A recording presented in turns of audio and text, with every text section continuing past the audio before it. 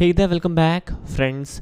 Till now we have created this particular method which returns us list of all the posts, right? And if I show you the service method, in here we have a list, and now we will try to implement a yet another functionality in our microservice, and our functionality will indeed return a specific entity from the list. So in here, for example, if we pass on 3id on the URL based on a specific pattern, then we should get information related to the post with ID 3 only. Alright, so first of all, let us implement a method in order to get the information for a specific ID. This would be a yet another public method. This will return object of post type, and a name would be get post. And ID is a int entity, so we will receive a int entity with the name of ID.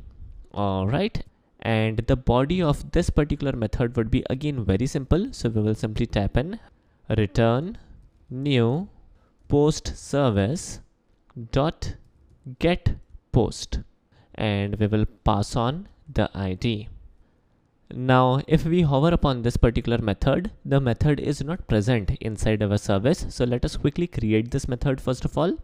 Now we will add the business logic inside this get post method later, but first of all let us fix the request mapping part of this method itself. So let us add on the request mapping annotation, and this time the mapping would be /posts/ID. Now friends, here is a catch.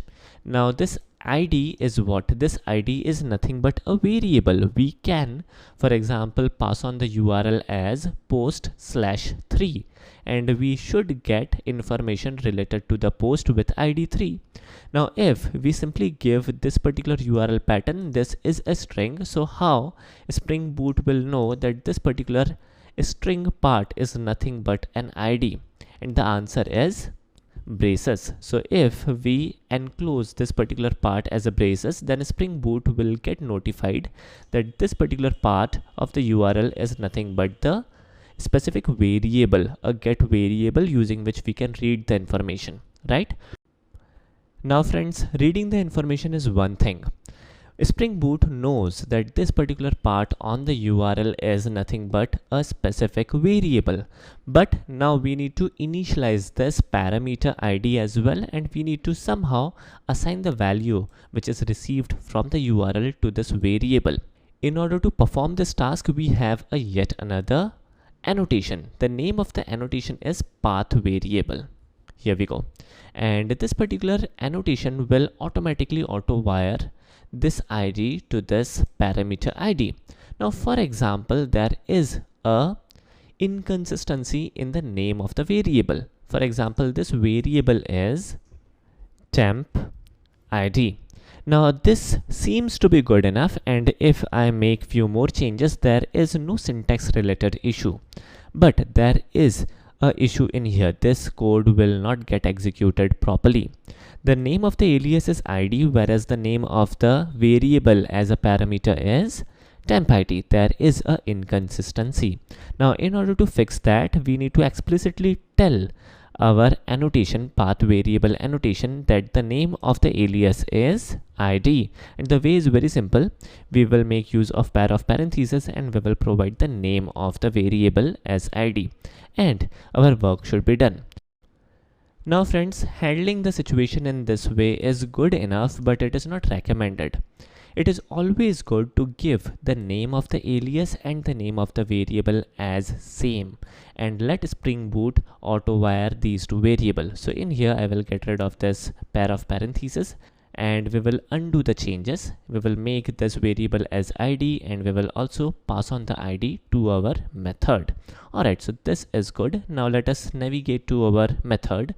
In here, as of now, there is no body, and handling or adding the logic inside this method is very simple.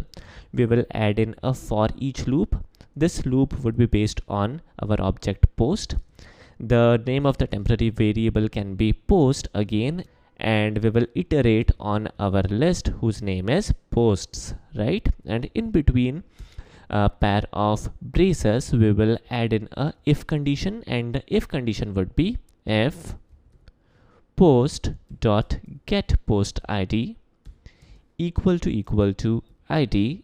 In this case, we will simply return the post, right? And if the iteration ends, then finally we will return null and our work would be done. All right, so now let us quickly run this application on our web server.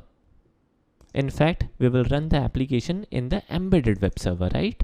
So Spring Boot is now running on the embedded Tomcat and it is up and running. Let us minimize the console and let us navigate to Google Chrome, and we will navigate to, first of all, the URL localhost colon 8080/post, and here is the JSON response. This is the entire list, and now we will try to access the post with ID 4 where the title is access specifier, right? So if I navigate to localhost colon 8080/post/4, then we should get a response, and here is the response. Perfect.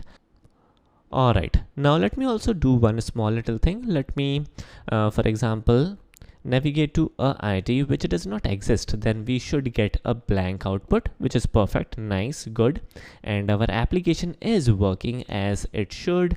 Everything is good enough, nice, good. All right, so that's it for today, and we will check out a couple of more things in our forthcoming videos. Thanks for watching, have a nice day and take care.